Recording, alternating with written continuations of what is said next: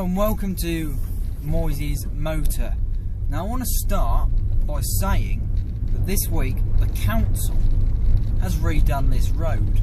The road I've driven on every day since I passed my test. And they've done a proper bodged up job of it. I could have done better blindfolded with a guide dog. You know what I mean?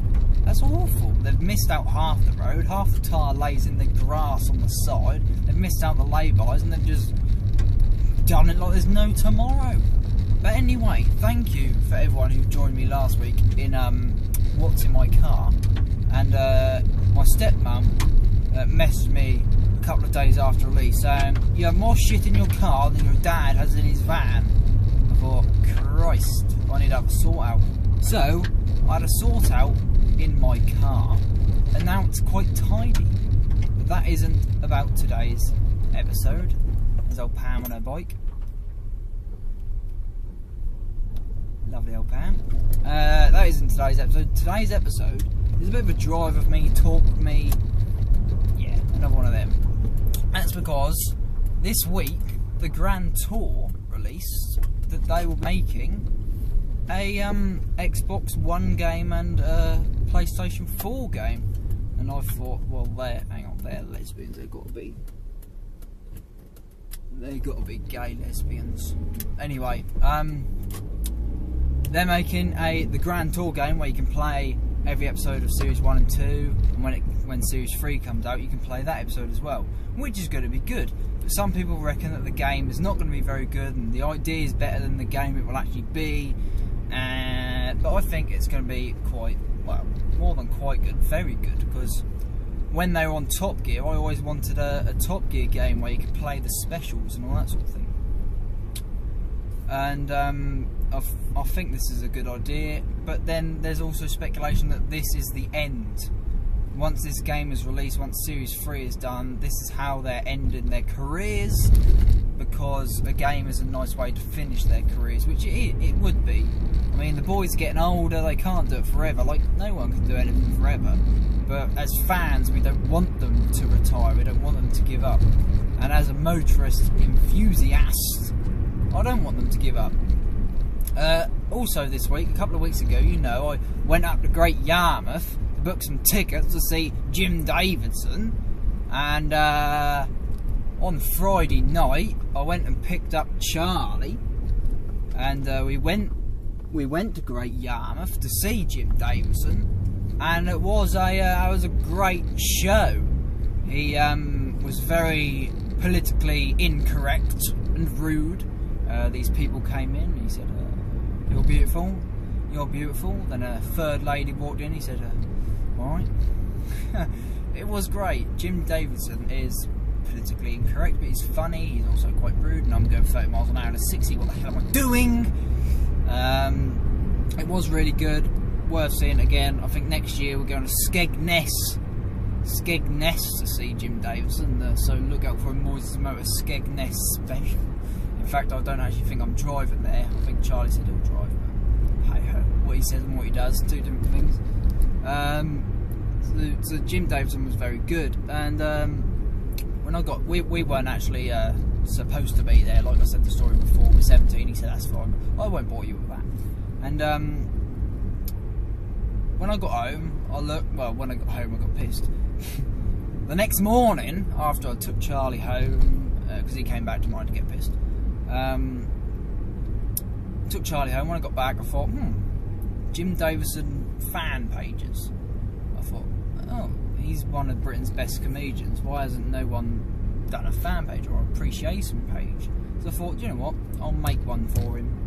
So I've made a Jim Davidson appreciation page on Facebook. The link will be in the description. It's about Jim Davidson and all his work and all his care for combat work, which is all the veterans, the old war veterans that need just help after they come back from war so they don't end up in prison, dying homeless.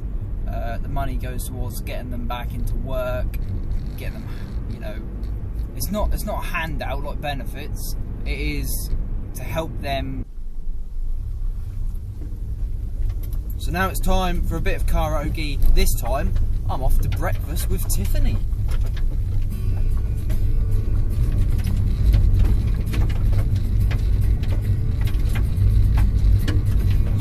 say that we've got nothing in common. You're coming round to start from, and we're falling apart. You say the world has come between us, our lives have come between us, and you know you just don't care. And I said, what about breakfast at Tiffany? She said, I think I remember the film line. Said, I recall, I think we both kinda liked it. And I said, what about the one thing we've got?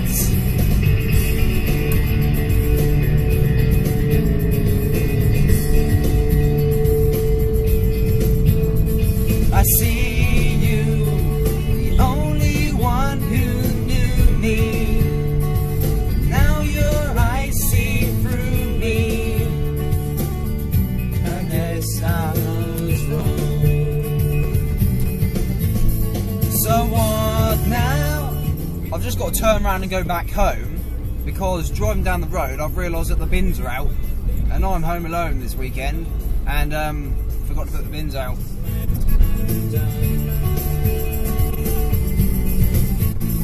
I said, breakfast at Tiffany. She said, I think I remember the film line. Said, I recall, I think we both kinda liked it. And I said, what about the one thing we've got? Say that you've got nothing in common. You're coming round to start from, and we're falling apart. So what? Say the world has come between us, and lives have come between us, and you know you just don't care. And I said, what about breakfast at Tiffany? She said, I think I remember the film line. As I recall, I think we both kinda liked it. And I said, what about the one thing we've got? We'll be back next week with the season finale of Moysie's Motor. See you then.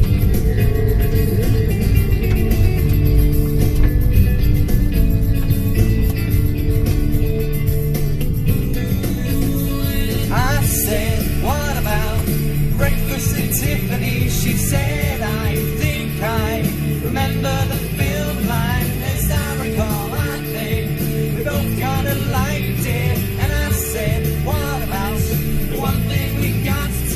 I said, what about breakfast at Tiffany? She said, I think I remember the film line. As I recall, I think we both kinda liked it. And I said, what about the one thing we got?